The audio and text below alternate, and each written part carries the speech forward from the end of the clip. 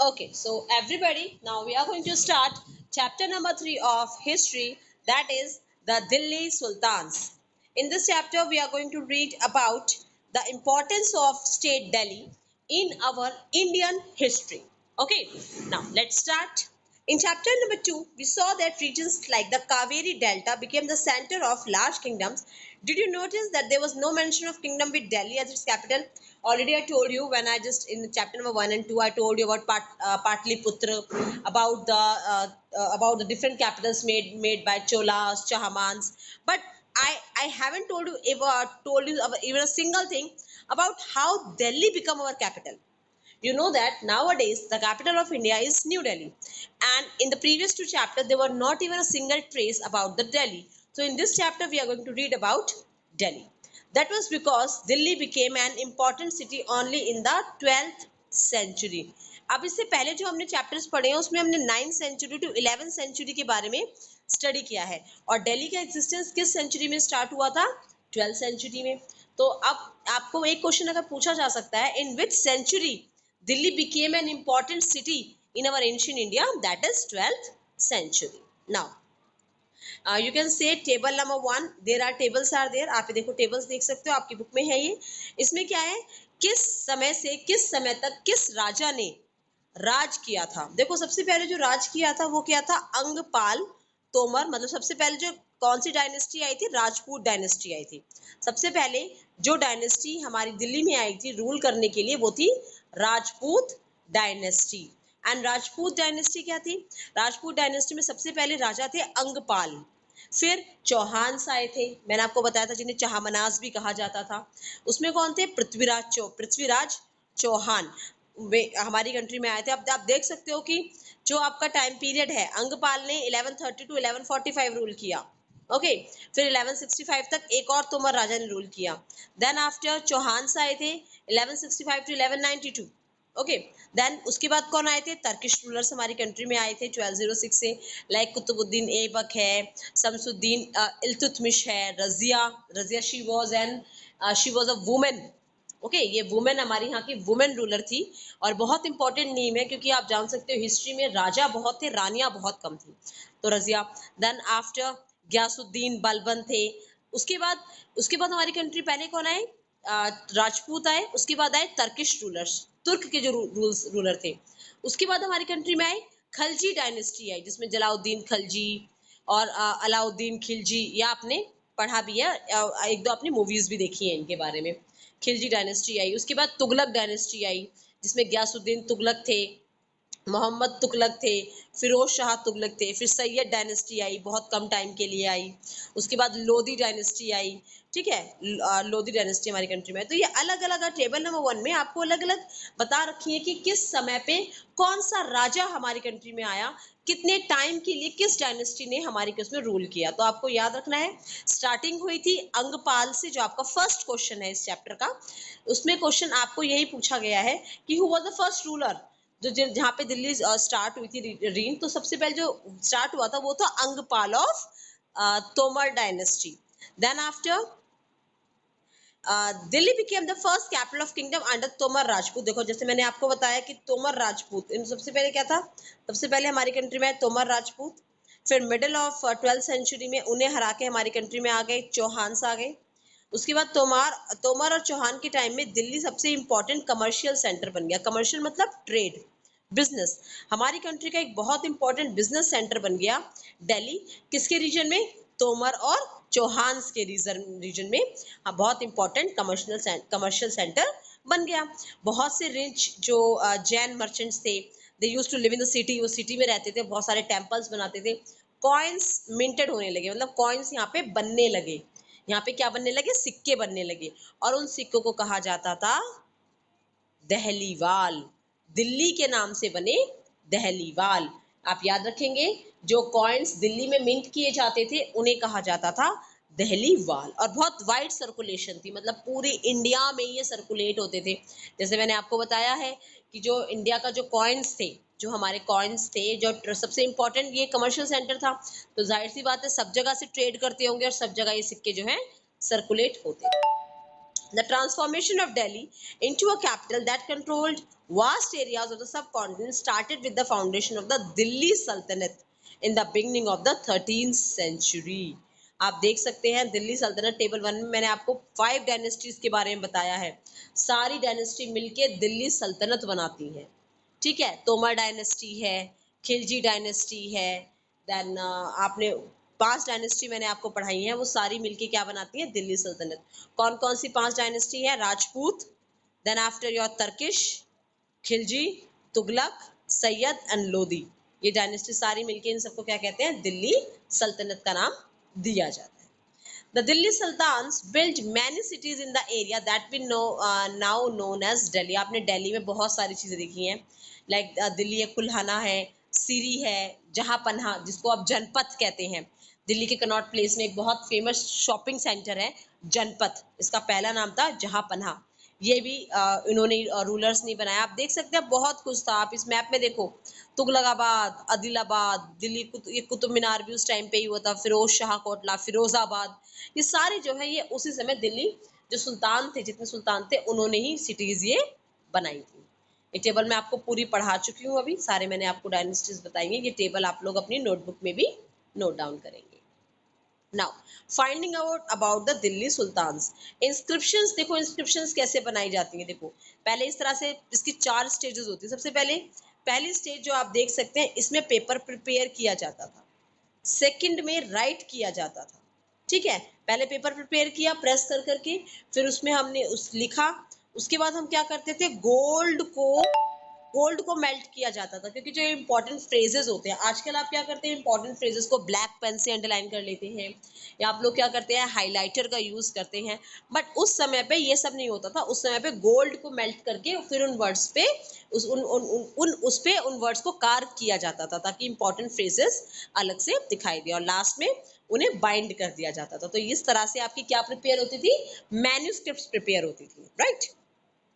Inscription के साथ साथ कॉइन, आर्किटेक्चर आप देख सकते हैं दिल्ली में बहुत कुछ है देखने के लिए, लाइक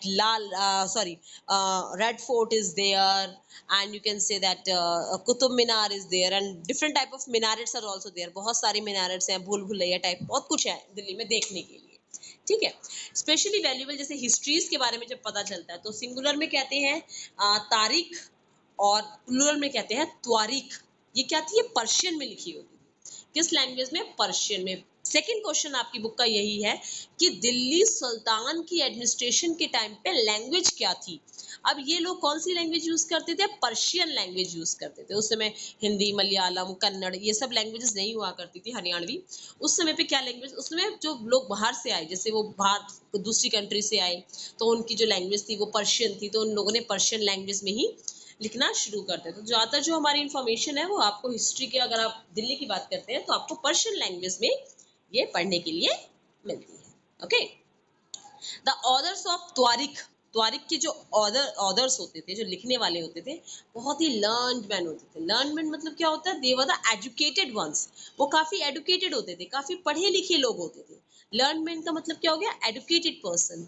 सेक्रेटरीज होते थे, एडमिनिस्ट्रेटर्स होते थे, पोइट्स होते थे, कोर्टियर्स। कोर्टियर्स आप जानते हैं ना, कोर्टियर्स में क्या होता है, देखो आपने कभी अगर मूवीज वगैरह भी देखी है, तो इस तरह से एक राजा बैठे होते हैं, इनके आसपास काफी सारे दरबारी बैठे होते हैं। तो जो दरबारी होते हैं इन्हें हम कोर्टियर्स कहते हैं, कोर्ट में जो इनके साथ रहते हैं। ठीक है, और रूलर्स को टाइम पे टाइम ये क्या करते थे, गवर्न करते थे, उनके रूल को एम्फेसाइज करते थे कि कैसे अच्छा रूल कैसे करेंगे, मतलब जैसे उन्हें जस्टिस लेने में हेल्प करते थे। तो इस तरह से जितने भी ये कोर्टियर्स थे, ये सब उनकी हेल्प किया करते थे। अब देखो, द सर्किल ऑफ जस्टिस के बारे में आपको इसमें नीचे बताया हुआ है। फकर ए मुदब्बिर नाम है इनका। इन्होंने 13th सेंचुरी में क्या लिखा है, ये त्वारिख जो मैंने आपको त्वारिख बताया ना अभी, ये त्वारिख की एक क्लिप है। A king can not survive without soldiers, and soldiers can not live without salaries. ठीक है, राजा किसके बिना नहीं सर्वाइव कर सकता, सोल्जर्स के बिना। और सोल्जर्स किसके बिना नहीं सर्वाइव कर सकते, सैलरीज। सैलरीज कहाँ से आती है, from the revenue collected from peasants. Peasants क्या होते हैं, पीजेंट्स होते हैं बेटा किसान, फार्मर्स जो होते हैं ना, फार्मर्स, उन्हें हम कहते हैं पीजेंट्स। तो पीजेंट्स क्या करते हैं, पीजेंट्स जो है वो वही रेवेन्यू पे करेंगे, रेवेन्यू पे करेंगे तभी तो आपको उन लोगों को सैलरी दी जाएगी। पीजेंट्स कब रेवेन्यू पे करेंगे, जब वो हैप्पी होंगे। वो क्या होंगे, जब प्रॉस्पेरस एंड हैप्पी होंगे। और ये कब होगा? जब राजा जस्टिस करेगा और ऑनेस्ट रहेगा, तभी तो जो उसकी प्रजा है, लोग हैं, वो खुश रहेंगे। और वो खुश रहेंगे तो क्या होगा? वो ज्यादा अच्छे से काम करेंगे, ज्यादा अच्छे से काम करेंगे, ज्यादा अच्छा रेवेन्यू आएगा, रेवेन्यू ज्यादा अच्छा आएगा, सैलरी अच्छी मिलेगी, सैलरी अच्छी मिलेगी तो सोल्जर्स और ज्यादा मेहनत करेंगे, मेहनत करेंगे तो राजा खुश रहेगा।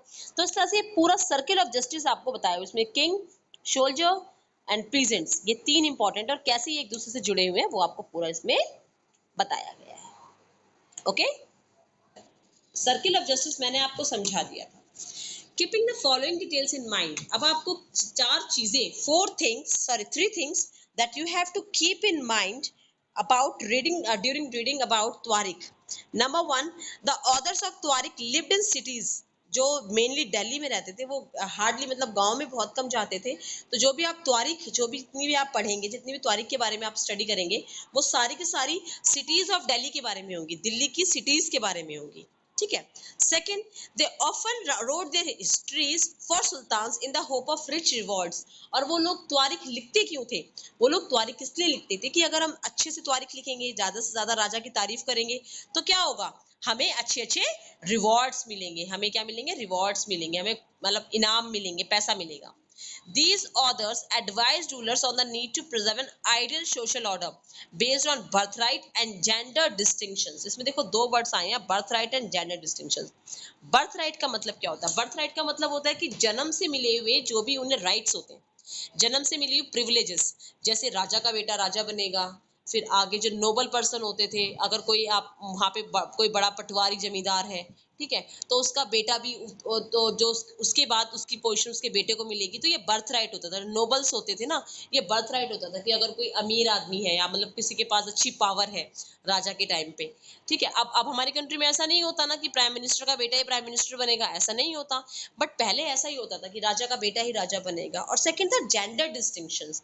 जेंडर डिस्टिंक्शंस मतलब जो हमारी सोसाइटी में जो डिस्टिंक्शंस थे, जो डिफरेंसेस थे बेस्ड ऑन जेंडर, मेन और वीमेन के बीच में जो ये डिफरेंसेस मान कराए जाते थे कि नहीं ये काम तो राजा के करने के हैं, नहीं ये काम तो रानी के करने के हैं, या ये काम औरतों के करने के हैं, ये काम वीमेंस को करने हैं, ये काम मेंस को करने हैं। तो इस तरह से उस समय हमारी सोसाइटी में जेंडर डिस्टिंक्शंस बहुत ज्यादा थे। तो ये हम दो चीजें हैं जो जिसपे वो लोग भी क्या जोर दिया करते थे। Their ideas were not shared by everybody, हर कोई शेयर नहीं करता था। अब देखो मैंने आपको पहले स्टार्टिंग बताया था कि रजिया सुल्तान के बारे में मैंने आपको बताया था। सुल्तान इल्तुतमिश की डॉटर थी 1236 मतलब 1236 में क्या था, सुल्तान इल्तुतमिश की जो डॉटर थी रजिया, वो सुल्तान बनी थी। वो क्या बनी थी? सुल्तान बनी थी। She was the first women to become a sultan of a country, and the name was Razia. Razia Sultan कहा जाता है इनको। The chronicler of the age, chronicler मतलब जो उस समय स्टडी करते थे, जो उस समय स्टडी करने वाले थे, जो उस समय उनके दरबार में एक बहुत इंपॉर्टेंट एडुकेटेड पर्सन थे, मिनाज सिराज। उन्होंने क्या रिकॉग्नाइज किया था? वो ये मानते थे that she was more able and qualified than all her brothers. मतलब अपने भाइयों से ज्यादा वो एबल थी, ज्यादा कामयाब थी, ज्यादा क्वालिफाइड थी, अपने भाइयों के मुकाबले ज्यादा अच्छा अपने जो राज्य है, अपना जो किंगडम है, उसको संभाल सकती थी। But he was not comfortable at having a queen as ruler. This is the perfect example of gender distinction of that time. कि वो ये मानते थे कि वो अपने भाइयों से ज्यादा एबल है, ज्यादा काबिल है, ज्यादा क्वालिफाइड है, बट वो ये भी मानते थे कि वो उसे एज अ रूलर उसे एक्सेप्ट नहीं कर पा रहे थे। क्यों? Because she was a women. उसी तरह से जो नोबल्स थे वो भी हैप्पी नहीं थे। सब जानते थे, सब मानते थे कि रजिया सुल्तान बहुत ही अच्छी हैं, बहुत ही क्वालिफाइड है, but even then no one was ready to to have her as a queen of the kingdom, and she was removed in 1230। मतलब 4 इयर्स का आप देख सकते हैं, 4 इयर्स का टाइम है, 1236 से लेकर 1240 के बीच में। इन 4 इयर्स में रजिया सुल्तान ने क्या किया था? राज किया था। उसके बाद रजिया सुल्तान को हटा दिया गया था। ओके, ये आप पढ़ेंगे। इसमें देखो, उसमें ज़्यादा कुछ नहीं है। इसमें उन्होंने क्या बता रखा है, मीनार सुराज ने ये बता रखा है कि जो क्वीन है, जो अलग-अलग जो गॉड ने अलग-अलग सोशल ऑर्डर क्रिएट किए हैं। वीमेन को जो है वो हमेशा मेन का सबऑर्डिनेट होना है। उन्होंने कहा कि रज़िया सुल्तान बहुत अच्छी हैं, बट फिर भी वो एक क्या है, वो एक लेडी है। That's why she was not qualified as a ruler. उसके बाद उन्होंने और भी एग्ज़ाम्पल्स दिए, जैसे कि क्वीन रुद्रमा देवी थी। ठीक है, रुद्रमा देवी ने अपने इंस्क्रिप्शंस वगैरह चेंज करके और एक मैन की तरह अपने आप को प्रिटेंड किया था। एक और क्वीन थी जिनका नाम दिद्दा, प्यार से दीदी, बड़ी बहन को क्या कहते हैं, दीदी कहते हैं। तो उन्हें प्यार से सब लोग दीदा कहते थे, क्योंकि वो क्या थी, एज अ मैन उन्हें प्रिटेंड करना पड़ रहा था। तो इस तरह से आपको इसमें दे रखा है। Okay, this is for today's class. Thank you.